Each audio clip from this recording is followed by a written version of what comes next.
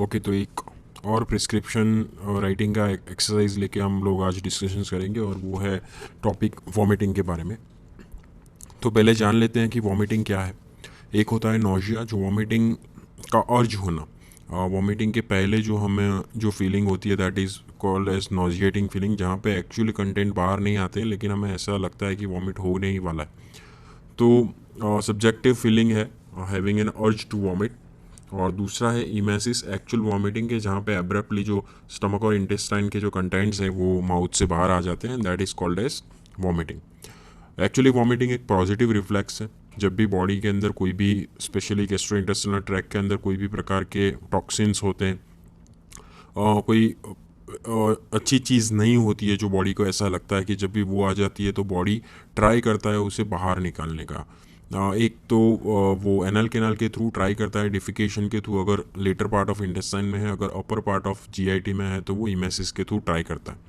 तो emesis actually एक positive reflex है, लेकिन जब भी वो ज़्यादा हो जाता है, जब भी अनकंट्रोलेबल हो जाता है, then it may lead to difficult situation. इससे काफ़ी सारा वाटर इलेक्ट्रोलाइट लॉस भी होता है और इस वजह से पेशेंट की स्थिति गंभीर भी हो सकती है। तो इसलिए इमेसिस को ट्रीट करना ज़रूरी है। अपार्ट फ्रॉम दैट, कई बार इमेसिस जुड़ा हुआ होता है काफ़ी सारे एक्सटर्नल चीज़ों के साथ, जैसे कई चीज़ों का स्मेल कर लिया, कई चीज़ों को देख लिया, मोशन में आप चले गए, तो उन सब चीज़ों के साथ भी इमेसिस जुड़ा हुआ होता है। तो उस सिचुएशन में भी कंट्रोल करना ज़रूरी है। डिटेल में देखते हैं। तो ये एक फिगर आपको याद रखना बहुत ही ज़रूरी है कि जो वॉमिटिंग होता है वो सेंट्रल नर्वस सिस्टम में, ब्रेन के अंदर एक वॉमिटिंग सेंटर में रहता है, और वो वॉमिटिंग सेंटर जो है मेनली इमेसिस के लिए रिस्पॉन्सिबल होता है। अभी वॉमिटिंग सेंटर्स में कैसे कैसे संदेश पहुंचता है, वहाँ पे मैसेज कैसे पहुंचता है, तो अलग अलग तरीक़ों से पहुंचता है। तो एक हम बात करते हैं, जैसे सेरेब्रल कॉर्टेक्स में कुछ इमोशंस हुए, पेन, स्मेल, कोई ऐसी साइट हो जैसा आपने देख लिया, तो वो सब चीज़ें हैं, उससे संदेश पहुंचता है वॉमिटिंग सेंटर को और उससे इमेसिस होता है। ये हो गया एक चीज़। दूसरा चीज़ हो गया, जैसे हम लोग बात कर रहे थे कि किसी चीज़ आप मोशन में है, जैसे सी में है, कोई शिप में है, या फिर बस में जर्नी कर रहे हैं, या फिर आप स्विंग कर रहे हैं, तो उस टाइम पे क्या होता है कि इनर ईयर में जो रिसेप्टर्स होते हैं वो इक्विलिब्रियम के लिए रिस्पॉन्सिबल होते हैं। तो वहाँ पे उसका डिस्टर्बेंस होने पर वो एक सिग्नल्स भेजते हैं कि इम्बैलेंस हुआ है, और जिससे ये जो सिग्नल पहुँचते हैं ये वेस्टिबुलर न्यूक्लियाई में पहुँचते हैं, और ये जो वेस्टिबुलर न्यूक्लियाई से सेरेबेलम से होते हुए ये सिग्नल भी पहुंचता है वॉमिटिंग सेंटर्स में। तो इस प्रकार से अलग अलग तरीक़ों से वॉमिटिंग सेंटर्स में सिग्नल पहुंचते हैं और इमेसिस होता है। लेकिन इम्पॉर्टेंट चीज़ ये है कि ये जो बैलेंसिंग वाली बात हमने की है, कि जो मोशन सिकनेस वाली बात की है, उसमें इम्पॉर्टेंट रिसेप्टर्स का रोल है। स्पेसिफिकली यहाँ पे आप देख सकते हैं कि जो रिसेप्टर्स का रोल है यहाँ पे वो है M1 रिसेप्टर्स और H1, यानी कि मस्करिनिक और हिस्टामिनिक रिसेप्टर्स का रोल है। इससे हम लोग ये पता लगा सकते हैं कि किस प्रकार की ड्रग इस टाइप की वॉमिटिंग में यूज़फुल है। तो यहाँ पे H1 रिसेप्टर ब्लॉकर या फिर मस्करिनिक रिसेप्टर्स को ब्लॉक करने वाली ड्रग का रोल आता है जब भी इस प्रकार की वॉमिटिंग होती है। उसके बाद चले जाते हैं हम लोग गैस्ट्रोइंटेस्टिनल ट्रैक में। गैस्ट्रोइंटेस्टिनल ट्रैक में जब भी हम लोग स्टमक का इरिटेशन होता है, कुछ इरिटेंट्स पॉइजनिंग के थ्रू ले लिए होते हैं, या फिर फेरिंग्स में गैग रिफ्लेक्स हम लोग स्टिमुलेट करते हैं, तो उससे क्या होता है कि 5-HT सीरोटोनिन का रिलीज़ होता है, और 5-HT3 जो रिसेप्टर्स हैं वो स्टिमुलेट होते हैं, और वो स्टिमुलेट होके वो स्टिमुलेशन पहुंचाते हैं मैसेज न्यूक्लियस ट्रैक्टस सॉलिटेरियस में, और जहां से फिर मैसेज पहुंचता है वॉमिटिंग सेंटर्स में। तो यहाँ पे एक एडिशनल रिसेप्टर्स का रोल आता है जिसे कहते हैं 5-HT3 रिसेप्टर्स। तो 5-HT3 रिसेप्टर्स को ब्लॉक करने वाली जो भी दवाइयाँ हैं वो इस प्रकार की वॉमिटिंग में इफ़ेक्टिव है। इसके अलावा जो चौथा टाइप का जैसे हमने बात की थी, ये तीसरा नंबर का था, और चौथा टाइप का जो हमने बात की थी कि जब भी कुछ पॉइजन्स होता है या फिर कुछ टॉक्सिन्स होते हैं, या सबसे ज़्यादा इम्पॉर्टेंट है कि ऐसी कुछ ड्रग्स जो कीमोथेरेपी में यूज़ होती है, रेडिएशन में यूज़ होती है, जब भी ऐसी ड्रग्स यूज़ होती है तो भी सीरोटोनिन का रिलीज़ होता है और वो 5-HT3 रिसेप्टर को स्टिमुलेट करते हैं। यहाँ पे ये पाथवे से भी स्टिमुलेशन होता है न्यूक्लियस ट्रैक्टस सॉलिटोरियस से, और एक दूसरा पाथवे जो ब्लड में होते हैं सीरोटोनिन, उससे कीमो रिसेप्टर ट्रिगर जोन जिसे कहते हैं CTZ, जो एक्चुअली ब्लड ब्रेन बैरियर के बाहर होता है और वहाँ पे स्टिमुलेशन होता है और जिससे भी मैसेज पहुँचता है वॉमिटिंग सेंटर को और जिससे भी इमेसिस होती है। तो ऐसे यहाँ पे भी इस प्रकार से 5HT3 रिसेप्टर्स के जो एंटागोनिस्ट हैं उसका रोल आता है, और एडिशनल एक रिसेप्टर का रोल यहाँ पे आता है, वो है डोपामिनर्जिक रिसेप्टर, क्योंकि CTZ में डोपामिनर्जिक रिसेप्टर्स भी होते हैं। तो 5HT3 रिसेप्टर एंटागोनिस्ट और डोपामिनर्जिक रिसेप्टर्स के एंटागोनिस्ट का यहाँ पे as an anti vomiting drug role होता है। तो 4 प्रकार का मेन हमने देख लिया, एक साइट स्मेल से हो गया, एक दूसरा हो गया जिसमें M1 और H1 रिसेप्टर का रोल था मोशन सिकनेस की बात करें, तीसरा हो गया जहाँ सीरोटोनिन रिसेप्टर्स का रोल था, जहाँ पे गैगिंग और कुछ स्टमक इरिटेंट्स और पॉइजनिंग और कीमोथेरापी और रेडियोथेरापी इंड्यूस वॉमिटिंग में CTZ थ्रू यहाँ पे डोपामिनर्जिक और 5HT3 रिसेप्टर्स का रोल हो गया। तो ऐसे 4 टाइप होते हैं। अब जिस प्रकार की वॉमिटिंग है उस प्रकार से उसमें ड्रग यूज़ होते हैं। तो हमने बात की इटियोलॉजी किस किस प्रकार से या फिर क्या क्या कॉजेज़ होते हैं वॉमिटिंग के। अल्कोहलिज्म से भी होता है, क्योंकि उससे ज़्यादा पी लिया जाए तो स्टमक का इरिटेशन होने लगता है। ड्रग्स से होता है, जैसे NSAIDs हो गया जो ज़्यादा इंटेस्टिनल ट्रैक को इरिटेट करेंगी। ओपिएट्स, डिगॉक्सिन, कुछ एंटीबायोटिक्स, साइट्रोक्सिन, सो ऐसी ड्रग्स से भी वॉमिटिंग होता है। अगर इन्फेक्शन हो गया गैस्ट्रोइंटेस्टिनल ट्रैक का या फिर लीवर का या फिर यूरिनरी ट्रैक का, तो उसमें भी एंडोटॉक्सिन रिलीज होके उससे इरिटेट करके वॉमिटिंग करते हैं। कुछ मेटाबॉलिक कंडीशंस हो गई, जैसे डायबिटिक कीटोएसिडोसिस हो गया, एडिसन्स डिसीज़ हो गया, तो उस सिचुएशंस में भी वॉमिटिंग होता है। साइकोजेनेटिक भी होता है, जैसे हमने बात की कि इनर ईयर का कोई प्रॉब्लम है, माइग्रेन है, इंट्राक्रैनियल प्रेशर बढ़ जाना, मेनिंजाइटिस होना, उससे भी CNS डिसऑर्डर से भी वॉमिटिंग होती है। पेप्टिक अल्सर, गैस्ट्रिक कैंसर, गैस्ट्रोपरेसिस जैसी GIT सिचुएशंस में भी होती है। एब्डोमिनल इन्फेक्शन सीवियर होना, जैसे appendicitis, cholecystitis, pancreatitis, intestinal obstruction, ये भी एक इंपॉर्टेंट रोल है। तो इटियोलॉजी को रूल आउट करना बहुत ही इंपॉर्टेंट चीज़ है। वॉमिटिंग को रोकना एक सिम्टोमेटिक चीज़ है, तो हमें ऑलवेज अंडरलाइन पैथोलॉजी को भी देखना चाहिए। तो किस किस प्रकार की एंटी वॉमिटिंग ड्रग यूज़ होती है, जैसे हमने टाइप्स वॉमिटिंग की बात की, तो यहाँ पे ऐसे बात करते हैं कि एंटी हिस्टामिनिक जो हिस्टामिनिक रिसेप्टर्स को ब्लॉक करते हैं, एंटी कोलिनर्जिक जो मस्करिनिक रिसेप्टर्स को ब्लॉक करते हैं। उसमें जो दवाइयाँ हैं डाइमेन हाइड्रीनेट, हाइड्रोक्सिजिन, साइक्लिजिन, मैक्लिजिन, स्कोपोलामाइन, काफ़ी सारी दवाइयाँ जो हमने सुनी हुई है। फिर आते हैं डोपामिनर्जिक रिसेप्टर ब्लॉकर, जो हमने लास्ट टाइप की वॉमिटिंग देखी थी जिसमें CTZ का रोल था, वहाँ पे डोपामिनर्जिक रिसेप्टर ब्लॉकर्स भी इंपॉर्टेंट रोल प्ले करते हैं। एंटीसाइकोटिक दवाइयाँ भी डोपामिनर्जिक ब्लॉकर होती है, तो काफ़ी सारी एंटीसाइकोटिक ड्रग्स भी एज एन एंटी वॉमिटिंग पहले यूज़ होती थी। उसमें नाम है metoclopramide, क्लोरप्रोमाजिन, प्लोकोरपेरेजिन, promethazine, haloperidol, ड्रोपेरिडोल।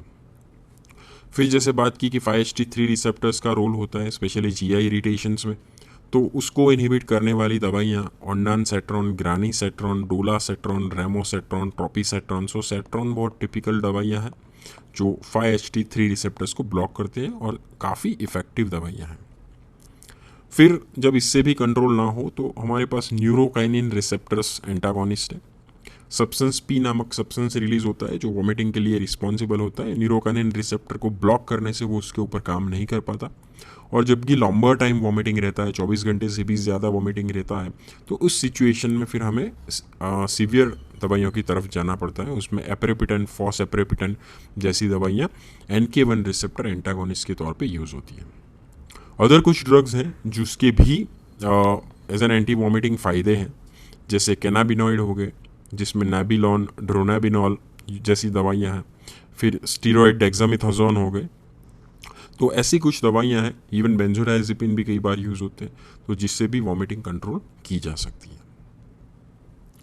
Anticholinergic drugs की बात करते हैं तो जहाँ पे हायोसिन हमने बात की थी मोशन सिकनेस के लिए बहुत इफ़ेक्टिव है, लेकिन जो मेन डिसएडवांटेज रहता है कि बहुत कम टाइम के लिए उसका एक्शन रहता है, और जिससे एंटीकोलिनर्जिक, एंटीमस्करिनिक ड्रग्स से sedation, dry mouth, vision problems ऐसी एंटीकोलिनर्जिक साइड इफ़ेक्ट होती है, यूरिन रिटेंशंस।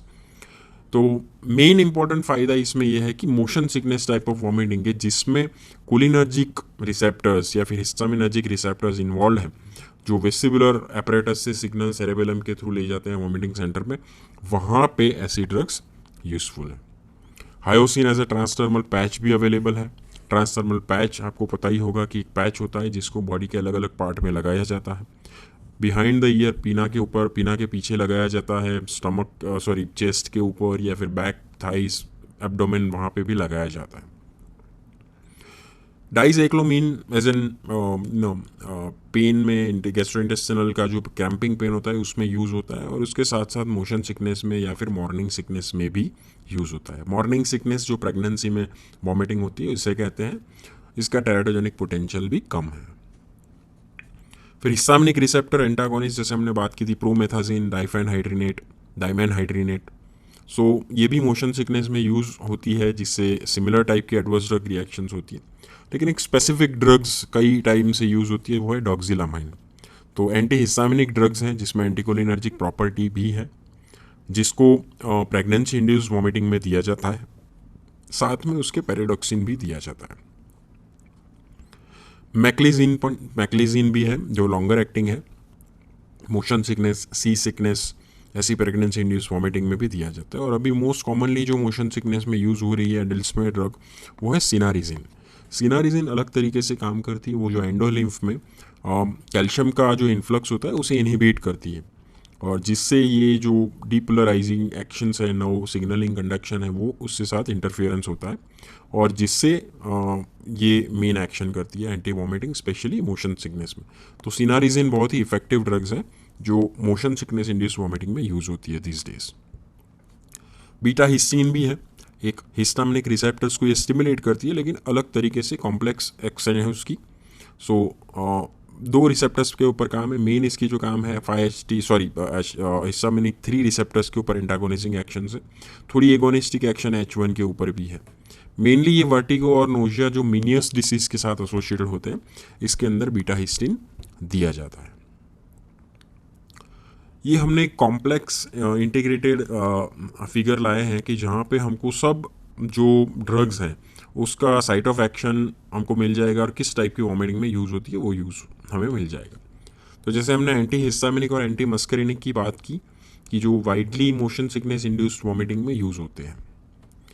अब हम आते हैं डोपामिनर्जिक रिसेप्टर्स एंटागोनिस्ट के ऊपर। D2 रिसेप्टर्स ब्लॉकर जो एंटी साइकोटिक है, और उसकी भी एंटी वॉमिटिंग इफेक्ट्स हैं, जो मेनली CTZ के अंदर D2 रिसेप्टर्स होते हैं, और कुछ GIT के अंदर भी होते हैं, बट मेनली CTZ के अंदर जो D2 रिसेप्टर उनको ये ब्लॉक करते हैं।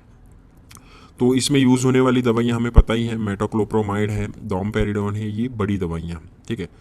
तो ये जो दवाइयाँ हैं, जो साइटोटॉक्सिक ड्रग इंड्यूस वॉमिटिंग हो गया, या फिर जो मेनली इरिटेशन से वॉमिटिंग होता है, इसके अंदर ये यूज़फुल है। जैसे पोस्ट ऑपरेटिव नोजिया और वॉमिटिंग भी काफ़ी एनेस्थेटिक ड्रग से होता है, तो इसमें भी ये यूज़फुल है। मेटोक्लोप्रोमाइड और डोमपेरिडोन का डिफरेंस कई बार वाइवा में पूछते हैं कि दोनों में क्या डिफरेंस है। तो दोनों डोपामिनर्जिक रिसेप्टर्स एंटागोनिस्ट के तौर पे यूज़ होते हैं, लेकिन मेटोक्लोप्रोमाइड के दो और मैकेनिज्म ऑफ एक्शन भी है। Metoclopramide as a prokinetic drug भी यूज़ होता है। तो ये क्या होता है कि 5HT3 रिसेप्टर्स जो है उसको भी ब्लॉक करती है, और 5HT4 रिसेप्टर्स का एगोनिस्टिक एक्शन भी करती है, और D2 रिसेप्टर्स को भी ब्लॉक करती है। जबकि जो डोमपेरिडोन है मेनली D2 रिसेप्टर्स को ब्लॉक करती है। बट जो मेजर डिफरेंस है वो है कहाँ पे काम करती है। तो डोमपेरिडोन जो है वो CTZ के अंदर D2 रिसेप्टर को ब्लॉक करती है, CTZ ब्लड ब्रेन बैरियर के बाहर होता है। तो और ये जो काम करती है ब्लड ब्रेन बैरियर के अंदर जाके डोपामिनर्जिक रिसेप्टर को ब्लॉक करती है। तो इससे क्या होता है कि जो साइड इफेक्ट प्रोफाइल है वो मेटोक्लोप्रोमाइड का थोड़ा ज़्यादा रहता है। मेटोक्लोप्रोमाइड से specially extra pyramidal side effects बहुत ज़्यादा होते हैं। अभी जब भी आप एंटी साइकोटिक्स पढ़ोगे तो आपको पता चलेगा कि जब भी आप D2 रिसेप्टर्स को ब्लॉक करते हो तो उससे मूवमेंट एबनॉर्मलिटीज़ होती है। एक्यूट डिस्टोनिया यानी कि मसल का स्पाजम हो जाना, जिससे एबनॉर्मल कुछ मसल का स्पाजम हो गया, पेशेंट बहुत ही एंग्जियस हो जाता है, नेक मसल का स्पाजम हो जाता है, माउथ के अराउंड मसल का स्पाजम हो जाता है, अचानक टंग बाहर निकल जाती है। स्पेशली छोटे बच्चों में ऐसा होता है दवाई देने के बाद, जैसे एक्यूट मसल डिस्टोनिया कहते हैं। ऐसा होने पर पेशेंट्स और उसके रिलेटिव्स बहुत ही घबरा जाते हैं। तो ये एक्यूट डिस्टोनियाज हैं जो D2 रिसेप्टर ब्लॉकर से होता है। Extra pyramidal symptoms in a form of akathisia या मीन हाइपर रेस्टलेसनेस हो जाना, या फिर कुछ ट्रैमर्स हो जाना। तो ऐसी कुछ मूवमेंट एबनॉर्मलिटीज़, पार्किंसंस जैसी सिम्टम्स हो जाना, ये एक्स्ट्रा पिरामिडल सिम्टम्स के साथ होता है। अपार्ट फ्रॉम दैट गैलेक्टोरिया होना, ठीक है, तो ये भी प्रोलैक्टिन रिलीज होने की वजह से होता है। शूडो प्रेगनेंसी जैसा पूरा स्टेट क्रिएट हो जाता है। लॉन्ग टर्म के ऊपर तो वेट गेन हो जाना, हार्मोनल डिस्टर्बेंस फीमेल में होना अगर लॉन्ग टाइम ऐसी ड्रग्स लेते हैं तो ये सब जो होता है वो मेटाकोलोप्रोमाइड से होता है। डॉमपेरिडोन से मेनली ब्लड ब्रेन बैरियर के अंदर नहीं जाता, तो एक्स्ट्रा पिरामिडल सिम्टम्स डॉमपेरिडोन से नहीं होते। सो डॉमपेरिडोन कंपैरेटिवली सेफर दवाइयाँ हैं, ये आपको याद रखना है।